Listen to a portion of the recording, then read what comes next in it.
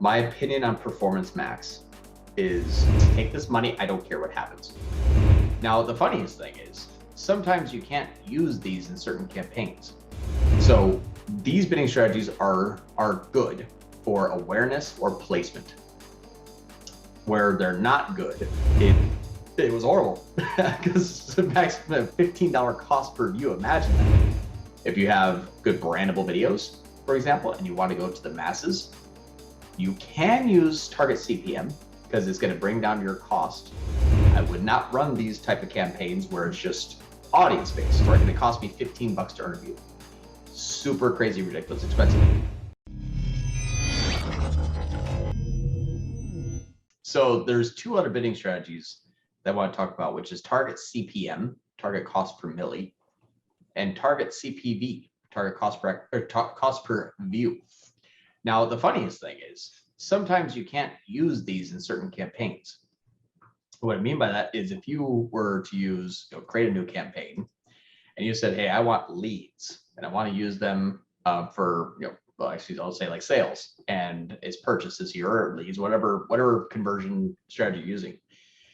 This time here will sort of lock you in to a true view for action, which means that it's only going to use conversion-based bidding strategies, maximize conversions, maximize conversion value, target CPA, target ROAS, etc. So if you're focusing on a campaign type that says leads or sales, what you'll notice is if I say video, okay, I'm only going to use conversions. I cannot use target cost per view or target cost per milli. I'm stuck with a conversion-based bidding strategy. So choosing a different goal, for example, I've said, okay, I have a new campaign and I'm going to create a campaign without a goals guidance and I want to use video. Now I have different options. Now I can create a custom video campaign. Well, that's cool because why with a custom video campaign, now I can have a maximum CPV or a target cost per milli. And with a maximum CPV, you can set a target cost per view. So what's cool about this is now you're, and not this one here, but in a different version of this, you can set a target cost per acquisition and a target and a viewable cost per milli. So what's interesting about this is there's more bidding strategies depending upon the campaign selections that you use. So a maximum cost per view is a aggressive bidding strategy. It's not a restrictive bidding strategy. This is actually focusing on getting the most amount of views because you're actually maximizing the cost per view by saying, hey, I want this thing to beat out other competitors in the space. So for example, if you want to go on Food Network's YouTube channel, that's a very expensive channel. There's people that are very specific that are trying to advertise food related products to people that go to Food Network's YouTube channel, and Food Network's YouTube channel with millions of subscribers, and they run ads on their YouTube channel. That's how they monetize that channel. Well, I have two options. I can say, well, I'd like to have a maximized cost per view. So I'll pay, and I've actually had this happen. I had a $15 cost per view on Food Network. I'm using that as an example because I've done it. It was horrible because the maximum $15 cost per view. Imagine that. One YouTube video viewing, not clicking, was $15 because I was targeting a video on Food Network's YouTube channel. Food Network had a hot sauce video, and it was something about like comparing the best hot sauce. And so I was like, perfect. This is a hot sauce company. And so I'll say that again so you can blur it out. There was so we can use their training. So Food Network had a hot sauce video on their YouTube channel that I wanted to place an ad on for a company that we have that sells hot sauce. And so I took the hot sauce company's video and I placed it on that video on Food Network, and it cost me $15 to earn a view. Super crazy, ridiculous, expensive. Why? Because other people were also trying to be a ad on that YouTube channel, which is Food Network's, on that video that I was also trying to be on. If I used targeted cost per milli, I probably wouldn't even have run unless I set my target cost per milli to be 15,000. I would have to pay for that. The cost of 1,000 people to view would be so high that it would be more than my maximum CPV. So when we're talking about the maximum cost per view, you get to set how much you're willing to spend on a view. And sometimes you have to increase that in order to gain viewership. And in that viewership, you are very specific. I would not run these type of campaigns where it's just audience based. Like, hey, people who are just in hot sauce, I wouldn't necessarily use maximum CPV. I will get good viewership, but it's going to be very expensive. Target cost per milli might be a better option. If I'm not going to go after a specific placement, I'm going after an audience or a user's intent.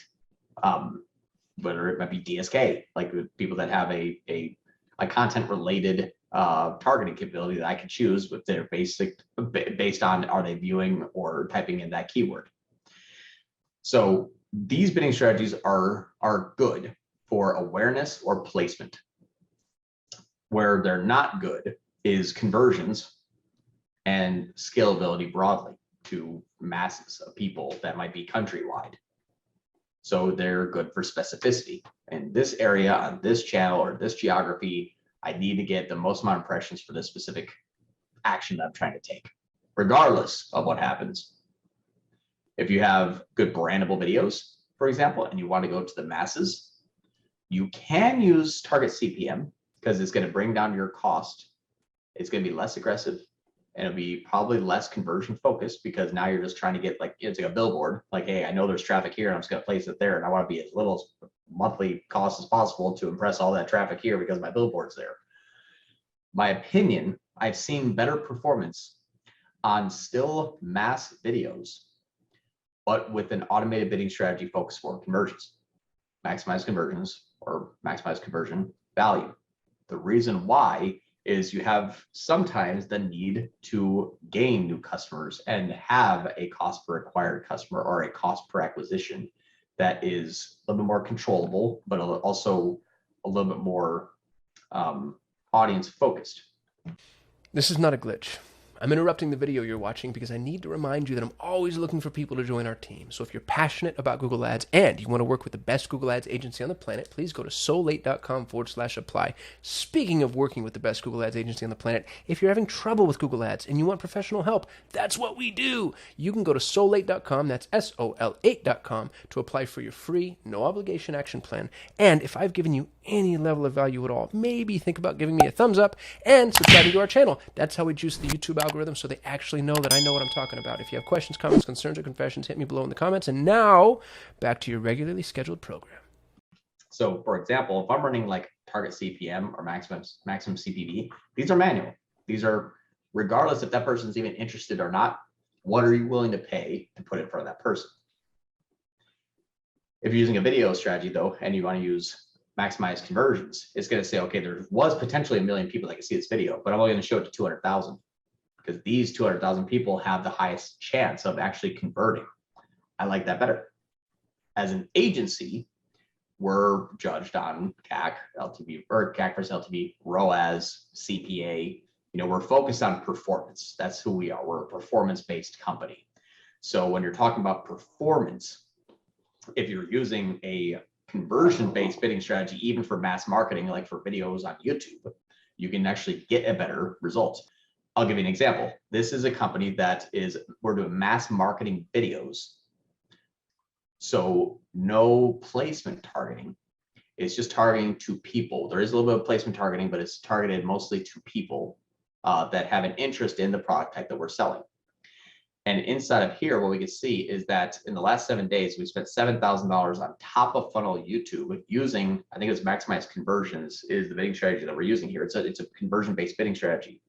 And we're getting 47% more this week, new first-time revenue at a ROAS of 0.65. And we have then 682 people that have converted who are returning at a 0.1. So when you look at, am I actually getting new customers at the top of the funnel at a good CPA? Yeah, I'm getting $94 for a brand new customer to this client on a YouTube mass marketing video using an automated bidding strategy. Why is this important? Well, if I wasn't focusing on conversions, would I have gotten this here? Probably not. No, the campaign's not going to optimize towards the conversions. It's going to optimize for paying the least amount of money to anybody, whether they were interested or not. There is a lot of chatter around, hey, use CPM bidding or use CPV bidding. Yes, that is true. That will be cheaper cost per view. Maximize conversions cost per view is usually 2 to 3 times higher than if you were using Target CPM bidding, which is I only want to pay $20 for every 1,000 people that watch this video. The bad part is the $20 you spent on the 1,000 people to see that video, 2 might have been interested, and it's just not care. It's going to keep doing that. So it's not going to optimize to do better conversion. What you're optimizing towards is viewership, just mass marketing. There's a time and place for that. Don't let it be your default unless the client agrees. Take this money. I don't care what happens, which usually doesn't happen very much. So I still like automated bidding strategies for mass marketing because at the end of the day, they're going to say, cool, what happened?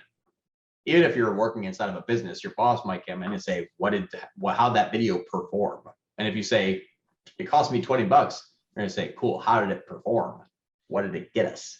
If you say 1 million impressions or 25 sales, there's going to be a difference there. That's the goal.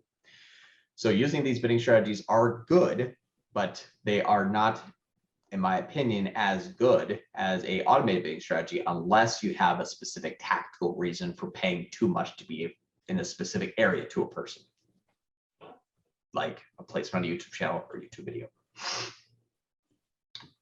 I think that's it. I think that's all that I wanted to cover for bidding strategies and how they kind of equate to.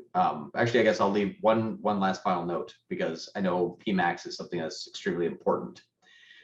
My opinion on Performance Max is targeted cost per acquisition, target return on ad spend do not perform as well as a daily ad spend control, leaving it run wide open. It usually just doesn't. I'm still getting on my pillowcase campaign in the last 30 days, 192% return. And there's $100,000 in conversion value here on 50K in spend, letting it run wide open on maximize conversion value, which typically defaults to trying to spend 150% return on that spend.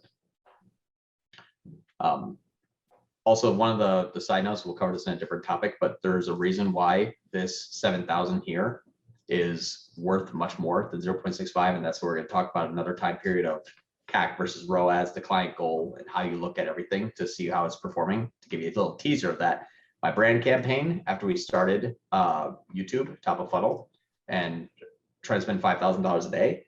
I've been trying to spend $5,000 a day from here.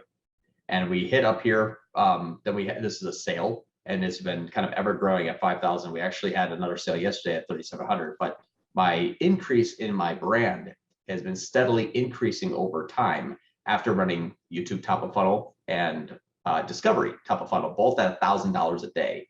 And this return here has been fantastic. If we look at the last 30 days compared to the previous 30 days, you notice that my spend has gone up a lot in my brand campaign. It went from 33 to 66, but my return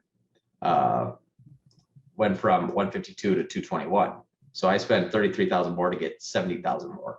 So my ROAS is still, good and it's growing, but that's because we actually able to spend more on top of funnel. That's going to be another class that we're going to talk about how to look at everything. But it's kind of a cool topic to discuss. But that bidding strategy is helping. Why? Because I'm focused on the bottom of the funnel as much as possible in my outbound campaigns that is returning in my brand campaign growth.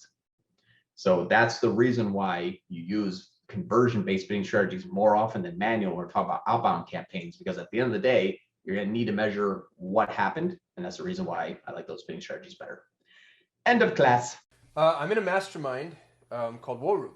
The War Room Mastermind. It's Ryan Dice, Roland Frazier, Perry Belcher, Richard Lindner, the digital marketer guys, basically. And it's super expensive.